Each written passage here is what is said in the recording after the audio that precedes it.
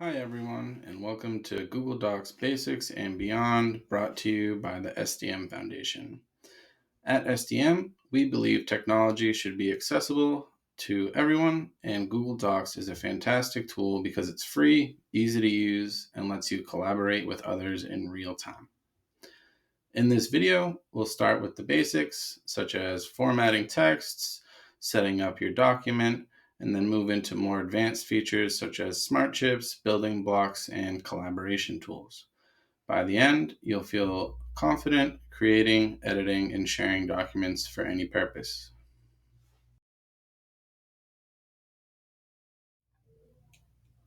Let's start with the basics of getting around in Google Docs. When you open a document, you'll notice the menu bar across the top and the toolbar just below it. The menu bar has drop downs like File, Edit, View, Insert, Format, while the toolbar gives you quick access to common tools like font, alignment, and spacing. Here's a new blank document in Google Docs. New documents now start with a tab. You can't delete it, but you can ignore and/or hide it with the back arrow. If you do use the tabs, they allow for some interesting new organizational capabilities. Here is an example document with some tabs and sub-tabs created. Each tab can have two sub-tabs. You can choose to hide or show the sub-tabs with the arrows next to the tabs. The plus in the document tabs area allows you to create new tabs.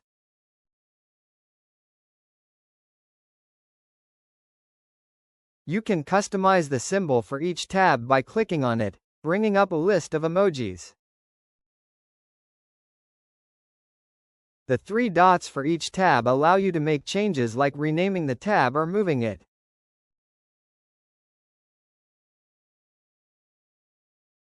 You can also click and drag the tabs to reorganize them as you see fit.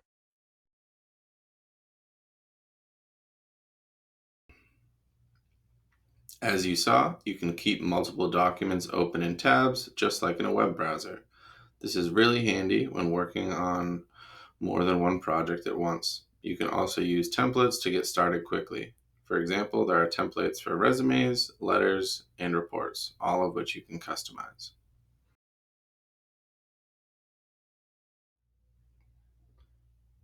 Let's talk about formatting your document. A well-formatted document is easier to read and looks more professional. To start, let's look at how to change your font size and color. Here we are in Google Doc with a bit of content to show examples. First, select the text you want to change. Watch our video on selecting text for tips on how to do so. With the text selected, go to the toolbar and find the drop-down for fonts. The drop-down is found by clicking on the name of the current font or the arrow next to it. Select the font you want to use. Changing size is done by selecting the text and going to the toolbar. Find the current text size, a minus sign and plus sign. Those will lower or raise the font size by 1. Clicking on the current number shows a drop-down of option. To change color, select the text. Go to the toolbar and find the letter A with a black line underneath. Click that and choose the color you want from the palette.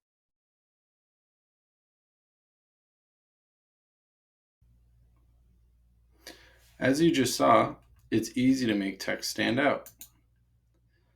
But to keep your document consistent, it's better to use styles and headings. For example, I can apply a heading 1 style to a title,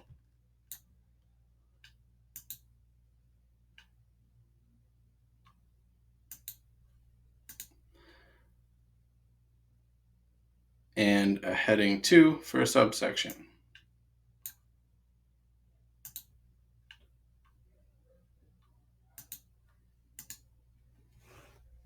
This way, the document is structured and easier to navigate, and those can be used in multiple places throughout the document. Here we are in Google Doc template, so we have a decent amount of text to work with. Let's go over the ways to select text, which applies to many places outside of documents. To select one word, double-click it. Click twice in rapid succession. To select the whole paragraph, triple click, 3 clicks in rapid succession. To select all the text, the whole document, you can use the keyboard shortcut Ctrl+A or Command+A if you are on a Mac. Or on any computer, go to Edit, and then select all. Being able to quickly select a word, paragraph, or the entire document makes formatting faster. Now let's look at margins. First, you need to open up a blank document in Google Docs. Next, you will want to go to the File menu in the top left of the screen.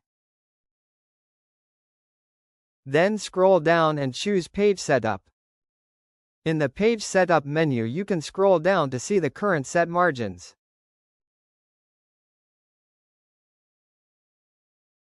You can change these values to fit your needs.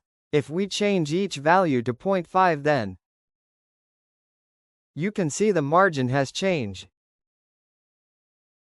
Let's change the margins to 2.0 this time. You can see the margin has changed. Here we are in Google Doc with a bit of content to show examples. To change the margins for one paragraph, we first have to make sure our cursor is within the paragraph we want to change. Then we want to go to the blue triangles along the ruler, turned on via View, Show Ruler, and move them to create the desired margin. We can go to a new paragraph and set margins for it as well, and each maintains the margins we set. We can apply margins to multiple paragraphs, but not the whole document, by highlighting the paragraphs we want to change. To apply different margins to the highlighted paragraphs, we use the blue triangles on the ruler again. As you can see, the margins for the highlighted text was changed, but not the rest of the document. Changing margins is useful if you need different sections formatted differently, like in a report or newsletter. Combined with headings, lists, and alignment tools, you can make your documents clean, organized, and easy to follow.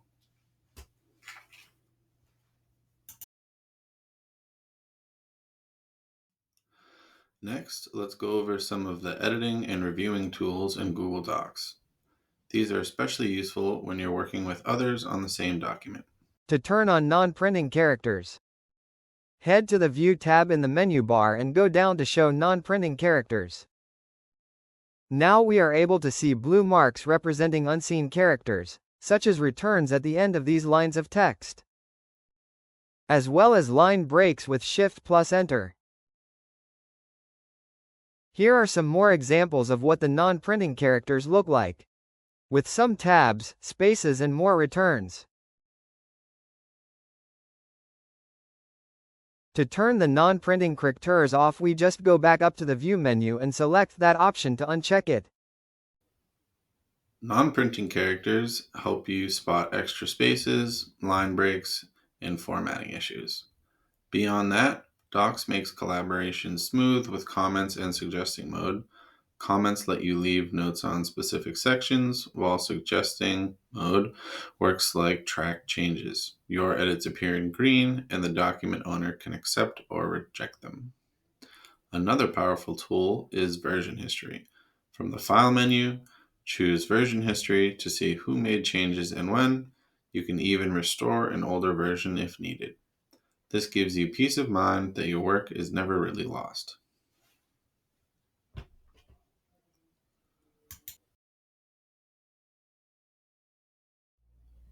Google Docs makes it very easy to get into it and start creating a new document right away. It also is very easy to find documents that you've already worked on, to get back into them and continue working on them. However, there are some particulars about this that are good to understand and go over.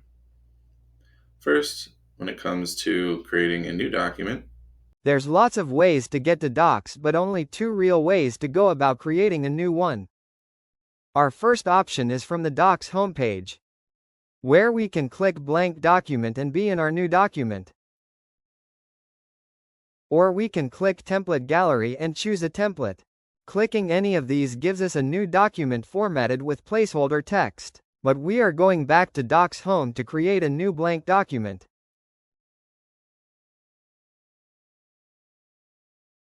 Our second option is to go to Google Drive to create our new doc. Within Drive, hitting the plus in the top left corner allows you to create a new doc.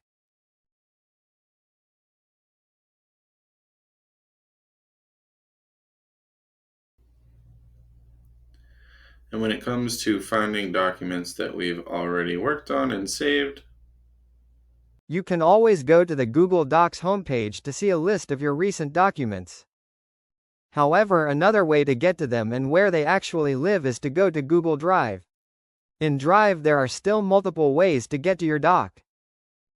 In the navigation pane on the left, we can go to the Home tab, which shows suggested documents and folders to look at.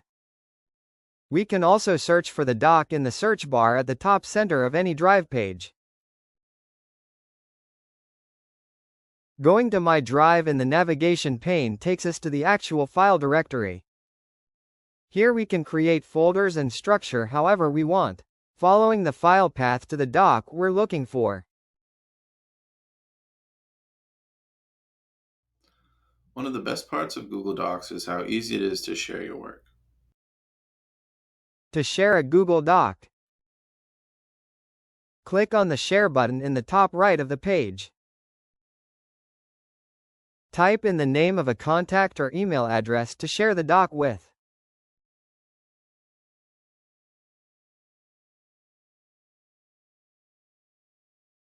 Add a message for the recipient if you would like to.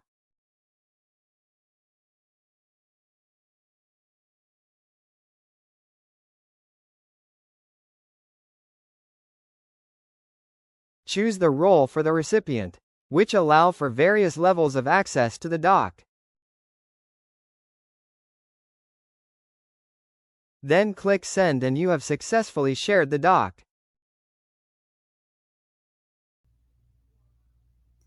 As you saw, you can quickly share a document with anyone using their email address or by creating a link.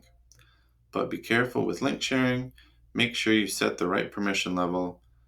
You can choose between viewer, commenter, or editor.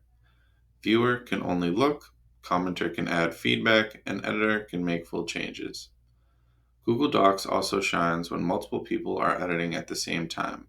You'll see their cursors moving in real time, making it feel like you're sitting side by side. Let's go over the functionality of sharing a document in depth a little bit.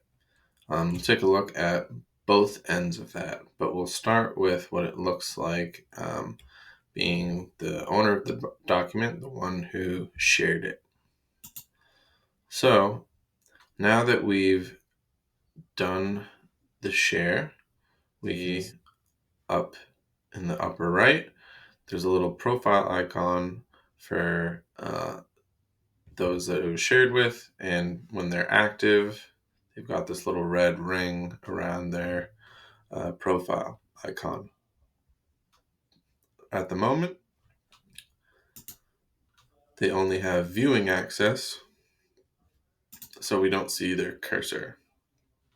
But if we change that to, let's say, commenter, then save, their access is updated. So now we should be able to see their cursor. And we do. So this is where the account that was shared the document has their current cursor as a commenter. So we should also be able to see if they make a comment.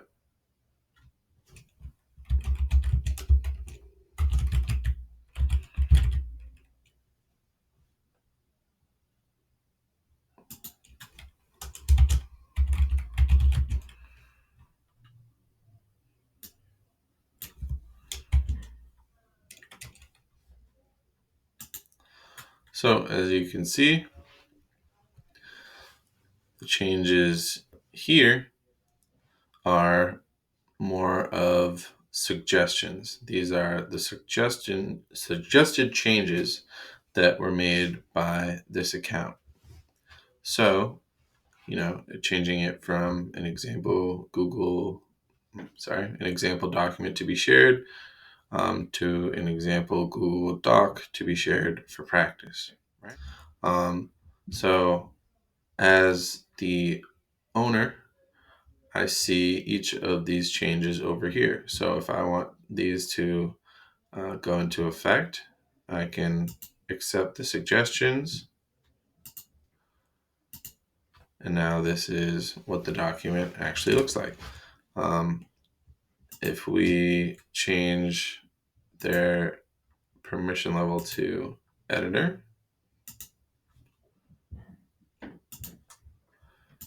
they should just be able to make those changes in real time. So if I take for practice back out from the account that it was shared to, that simply just goes away. It's just a live edit. So now let's take a look at what that looks like as the person who was given the access to the document who it was shared with. Now let's take a look at the view from the person that was given access to the document, the one who it was shared with. So it's a very similar view. We can see the cursor from anyone else in the document, as well as in the upper right, the profile of anyone in the document. So there's my profile since I'm on my work account to show this example. We are also able to change our mode. Since we have editor level access, we can down to suggestions or just viewing in case we don't want to, accidentally make an edit while we are in the document.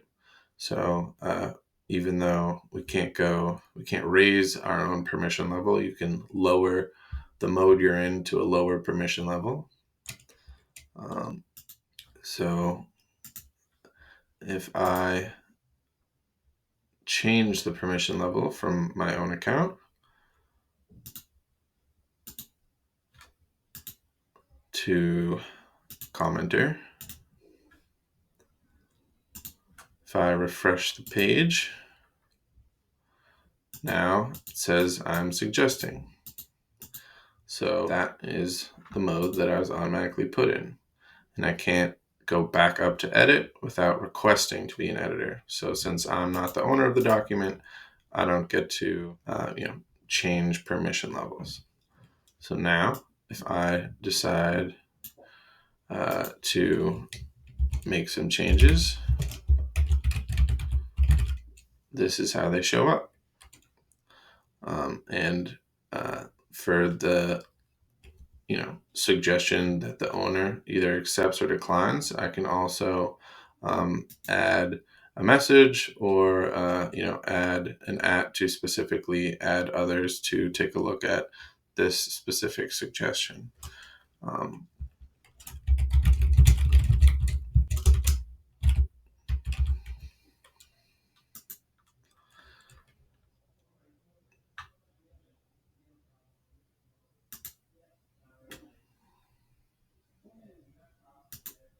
Or if there were several different people, you could comment on someone else's suggestion saying, oh, why don't we do it like this? Or, I think that's a good idea, yada, yada.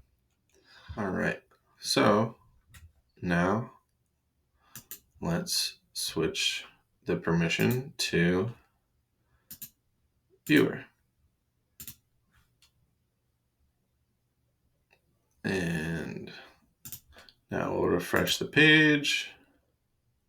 So this is a significantly different view. We do not see any of the suggestions over on the right. And we are unable to actually have an active cursor in this session. Sure, I can highlight this, but it's not actually highlighted. I can't do anything with it. Maybe I could copy it. That's probably about it. I can see the cursor of anyone else in here, but I am not able to place my cursor, so nobody can see where it is because it's not on the document. They would still see in the upper right that my account is my current account, which is the SDM one, would be in the document. However, uh, that's all that they would see. So essentially, it truly is just a viewing experience. But as you can see, just like previously, you can still request different levels of access. So you can request edit access, and that should notify the owner of the document. Now that we've mastered the basics, let's look at some of the more advanced features in Google Docs. Here we are in a newly created Google Doc. To create a table, we go up to Insert above the toolbar.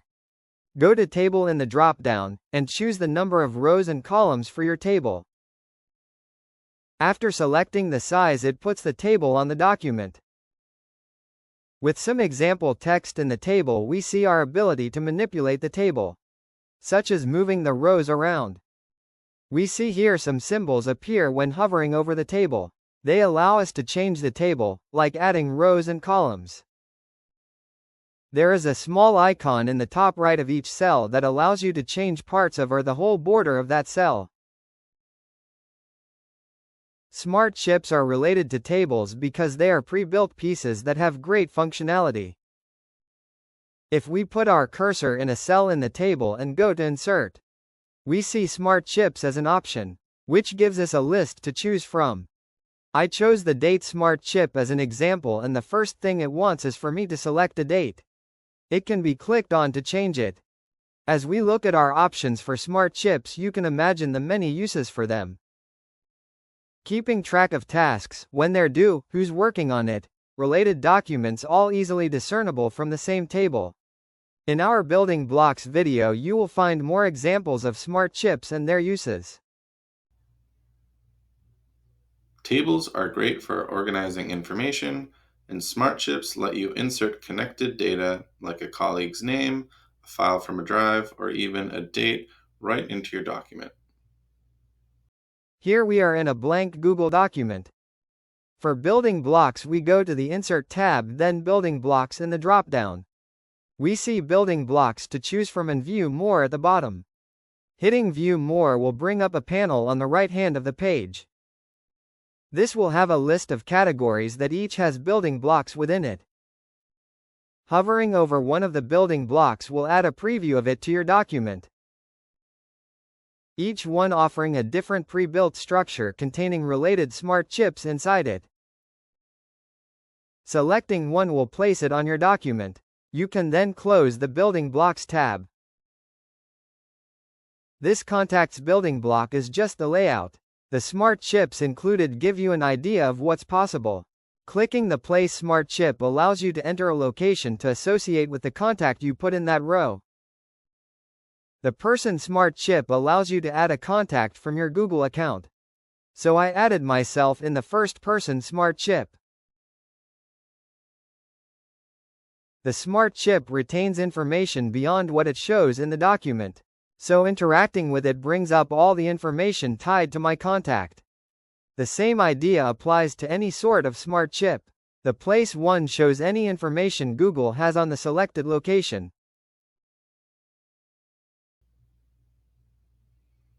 Building blocks are pre-made sections such as meeting notes, project plans, or email templates. They save time and help you keep your documents consistent. Beyond that, you can insert images, links, footnotes, and even citations. Another helpful feature is voice typing, which allows you to dictate your document instead of typing. And if you're researching something, the Explore tool in the Tools menu helps you pull in information without leaving Docs. Let's finish things off with a few tips to make you even more productive in Google Docs. First, keyboard shortcuts. For example, Control, Shift, and C allows you to see the word count. Control K lets you add a hyperlink. Learning a few shortcuts can save you a lot of time. You can also install add-ons from the extensions menu. Tools like Grammarly or EasyBib help you with writing and citations. And don't forget about integration. You can link your docs with Google Sheets, Slides, and Drive to create a smooth workflow.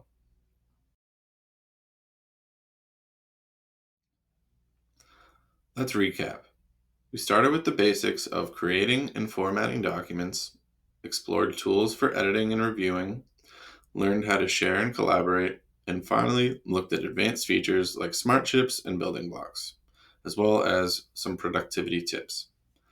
Google Docs is a powerful tool once you know your way around it. I encourage you to try out these features in your own documents. And if you'd like more help, visit us at sdmfoundation.org or subscribe to our channel for more free learning resources. We're always happy to help you out if you want to come in or set up an appointment to do online to go over any specific questions that you have. Thanks for watching. Hope to see you in the next one.